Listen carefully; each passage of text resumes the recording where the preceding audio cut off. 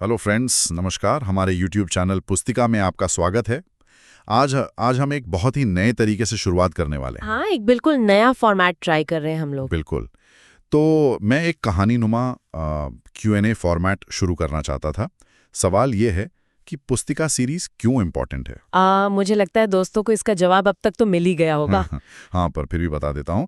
क्योंकि यहाँ किसी भी बुक को डिटेल्ड पार्ट वाइज एक्सप्लेन किया जाता है, जिसकी वजह से हमें मैक्सिमम नॉलेज एक जगह ही मिल जाता है। एग्जैक्टली और इसका सबसे बड़ा फायदा यह है कि हमें मल्टीपल वीडियोस भी स्क्रॉल करने की जरूरत ही नहीं पड़ती। सही बात है। तो आज हम फाइनेंशियल नॉलेज की एक सीरीज जिसका नाम है द फाइनेंस पुस्तिका, उसमें एक बहुत ही इंपॉर्टेंट बुक की बात करेंगे। आई थिंक ये बुक ऐसी है जिसका नाम सबने सुना होता है। बिल्कुल।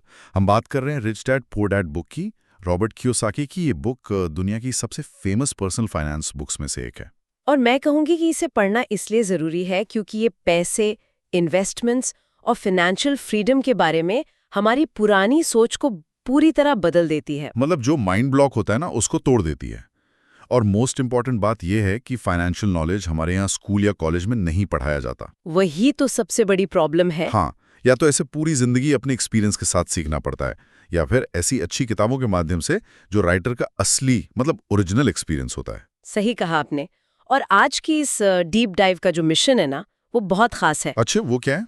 मिशन ये है कि हम सबके अंदर ना एक फाइनेंशियल जीनियस छुपा होता है, एक आर्थिक प्रतिभा जो शायद सो रही है अभी। बिल्कुल, वो गहरी नींद में है और उसको जगाने के लिए लेखक ने लगभग 10 कदम बताए हैं, 10 स्टेप्स। तो आज हम उन्हीं कदमों का एकदम गहरा विश्लेषण करेंगे। क्या बात है। तो शुरू करते हैं फिर। देखो, किसी भी लंबे सफर के लिए ना सबसे जरूरी चीज क्या होती है? एक मजबूत इंजन। एग्जैक्टली। और यही से हमारा पहला कदम शुरू होता है। स्टेप 1, आत्मा की शक्ति या स्ट्रॉन्ग रीजन। अमीर बनने के लिए हकीकत से बड़ा एक रीजन चाहिए होता है। हाँ, मतलब एक ऐसी आग जो बुझे ना। राइट। सोर्स में एक बहुत मस्त कहानी है, एक ओलंपिक तैराक की। वो लड़की रोज सुबह 4 बजे उठती थी। ओह वाह, 4 बजे? हाँ, और अपने दोस्तों के साथ पार्टी वार्टी कुछ नहीं करती थी। स्कूल के अलावा रोज 3 घंटे स्विमिंग करती थी। 3 घंटे रोजाना? ये तो बहुत ज्यादा डेडिकेशन है ना? और जब उससे किसी ने पूछा कि यार तुम इतना बलिदान क्यों दे रही हो, तो उसने ये नहीं बोला कि मुझे गोल्ड मेडल लाना है। तो क्या कहा उसने? उसने बोला कि ये मैं अपने लिए और उनके लिए कर रही हूं जिनसे मैं प्रेम करती हूं। मतलब उसका प्रेम ही उसको वो असाधारण ताकत दे रहा था। वाओ, इमोशनल रीजन होना बहुत जरूरी है। बिल्कुल। ये बिल्कुल वैसा है जैसे बिना डेस्टिनेशन सेट किए गाड़ी चलाना। आप चाहे कितनी भी तेजी से चलाएं, कहीं नहीं पहुंचेंगे।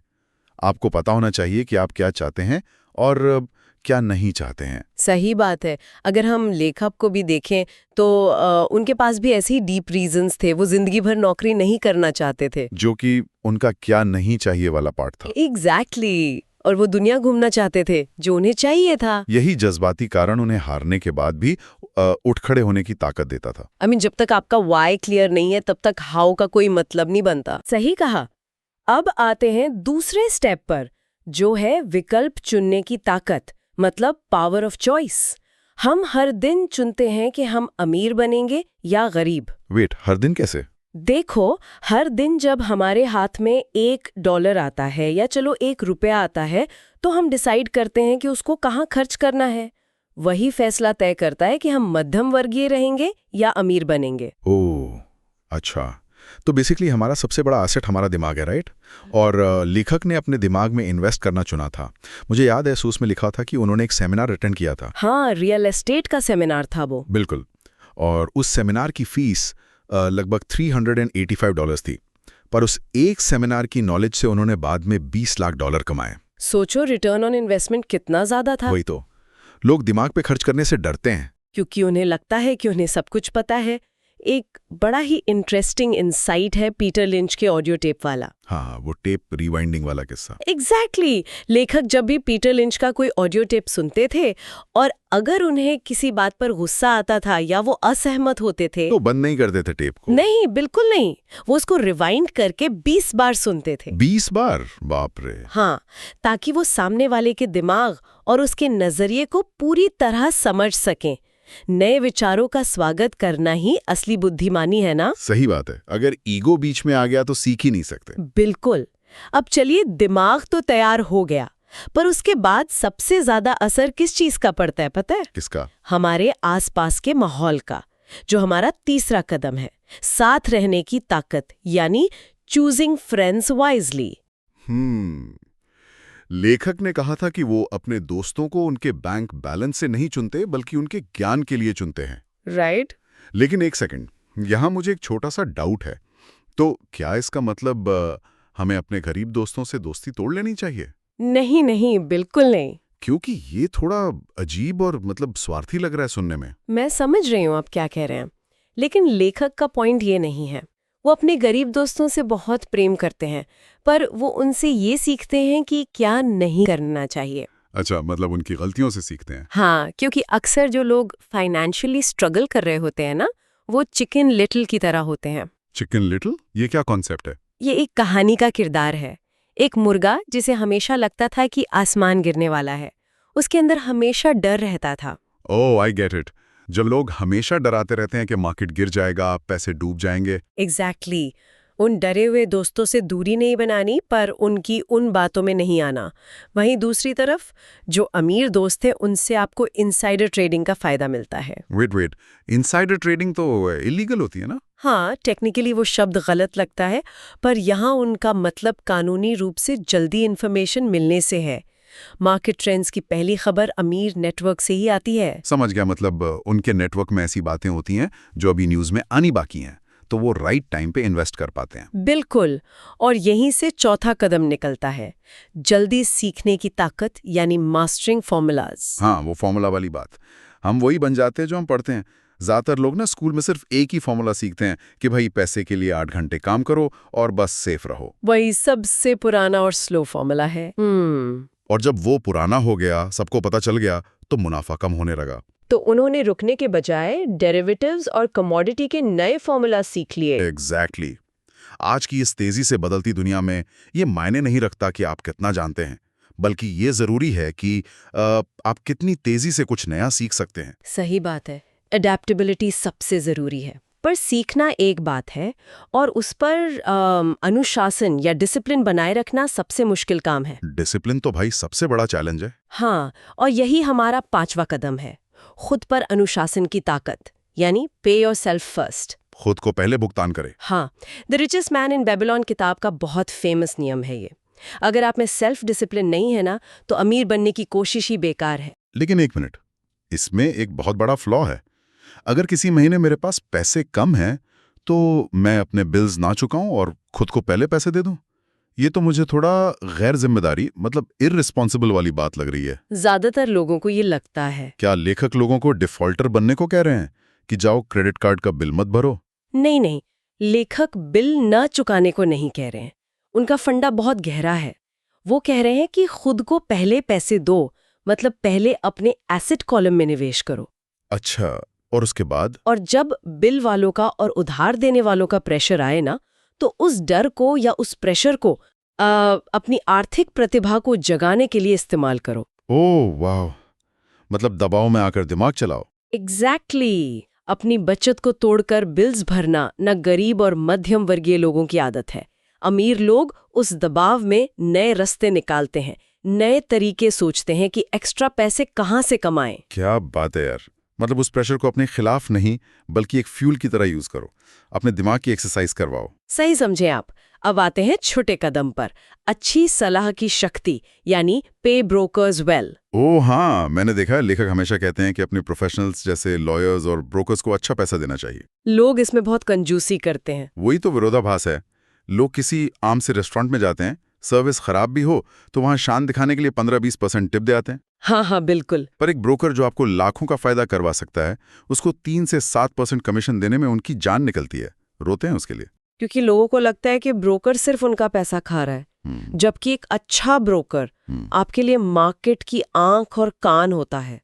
उसके पास वो इन्फॉर्मेशन होती है जो आपके पास नहीं होती। सही बात है। अगर वो ज्यादा कमाएगा, मतलब आप भी तो उतना ही ज्यादा कमाएंगे ना। बिल्कुल। लेकिन एक वार्निंग भी है इसमें। कैसी वार्निंग? ब्रोकर वही होना चाहिए जो खुद भी मार्केट में इन्वेस्ट करता हो। वो सिर्फ सेल्समैन ना हो जो बस कमीशन के लिए काम कर रहा हो। अच्छा, मतलब उसकी खुद की बैलेंस शीट भी स्ट्रांग होनी चाहिए। Very interesting. चलो अब निवेश के मैथमेटिक्स पर आते हैं। जब डिसिप्लिन और सलाहकार मिल गए तो इन्वेस्टमेंट्स का लॉजिक क्या होना चाहिए? 7वां कदम यही सिखाता है, बिना कुछ दिए पाने की ताकत। हाँ, जिसको सोर्स में इंडियन गिवर वाला कॉन्सेप्ट कहा गया है। एक मस्त किस्सा सुनाता हूँ मैं दोस्तों को। हाँ बिल्कुल सुनाइए। जब गोरे लोग अमेरिका गए थे ना नए नए, तो वहां की ठंड से बचने के लिए अमेरिकन इंडियंस ने उनको अपने कंबल दिए थे। अच्छा। तो गोरों को लगा कि ये एक परमानेंट गिफ्ट है, पर अमेरिकन इंडियंस में रिवाज था कि ठंड खत्म होने के बाद वो कंबल वापस मांग लेते थे। ओह, तो जब उन्होंने वापस मांगा तो क्या हुआ? गोरों को बहुत बुरा लगा। उनको लगा ये कैसा गिफ्ट है भाई, और वहीं से ये मुहावरा बन गया इंडियन गिवर, यानी देकर वापस मांग लेने वाला। लेकिन इस कहानी का आर्थिक मतलब बहुत डीप है। वही मैं सोच रहा था कि इसका इन्वेस्टमेंट से क्या कनेक्शन है। इसका सीधा सा मतलब है रिटर्न ऑन इन्वेस्टमेंट, यानी ROI। समझदार निवेशक हमेशा देखता है कि उसका लगा हुआ पैसा यानी उसका कंबल उसको कितनी जल्दी वापस मिल जाएगा। अच्छा। और उसके बाद और अपना पूरा पैसा वापस निकाल लेने के बाद उसके पास मुफ्त में यानी फ्री में क्या बचेगा। जैसे रे क्रॉक का मैकडॉनल्ड्स का बिजनेस, उनका असली गेम हैमबर्गर बेचना नहीं था। हाँ, वो तो रियल एस्टेट में थे। एग्जैक्टली। हैमबर्गर की फ्रैंचाइज से वो प्राइम लोकेशन की रियल एस्टेट बिल्कुल मुफ्त में अपने नाम कर लेते थे।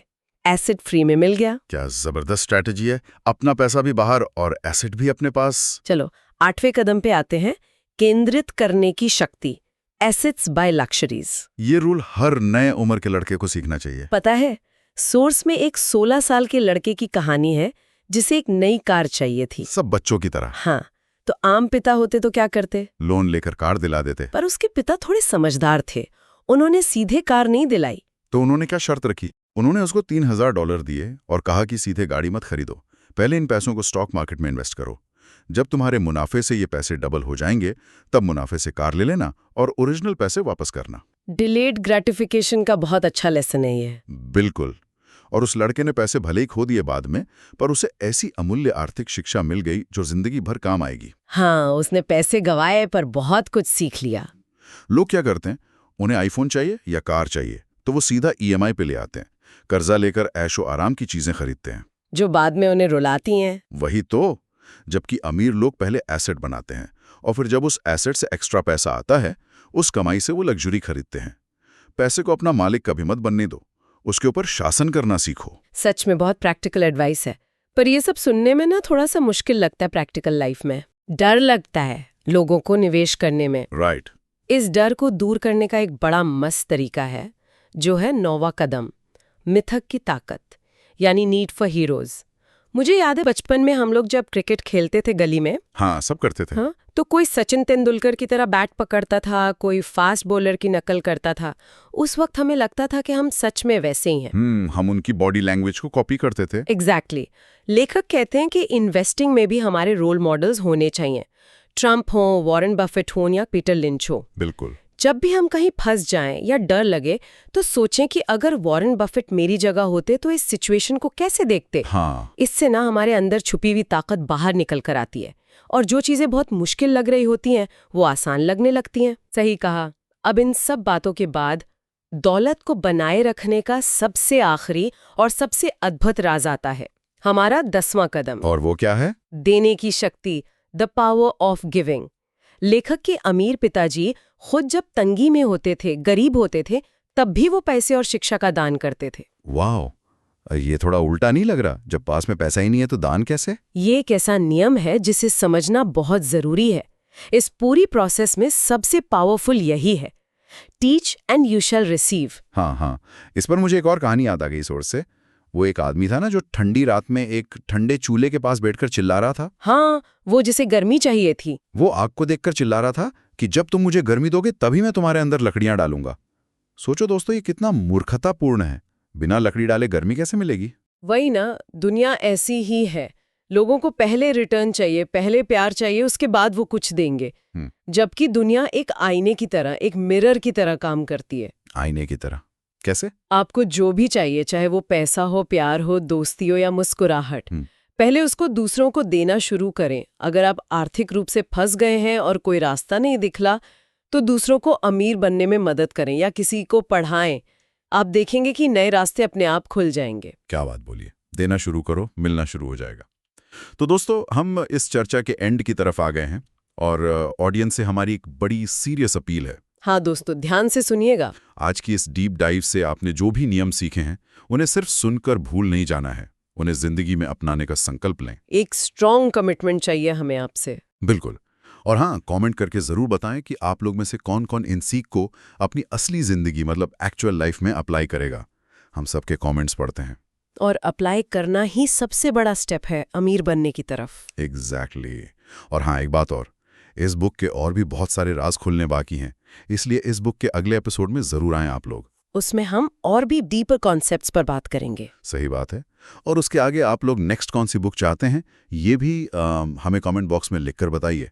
हमारे YouTube चैनल पुस्तका को तुरंत सब्सक्राइब करें और इस वीडियो को लाइक जरूर करें। और अगर पहले से सब्सक्राइब्ड हैं तो सिंपल है, वीडियो को अपने दोस्तों के साथ शेयर करें और अपने प्रेशियस कमेंट्स हमें दें।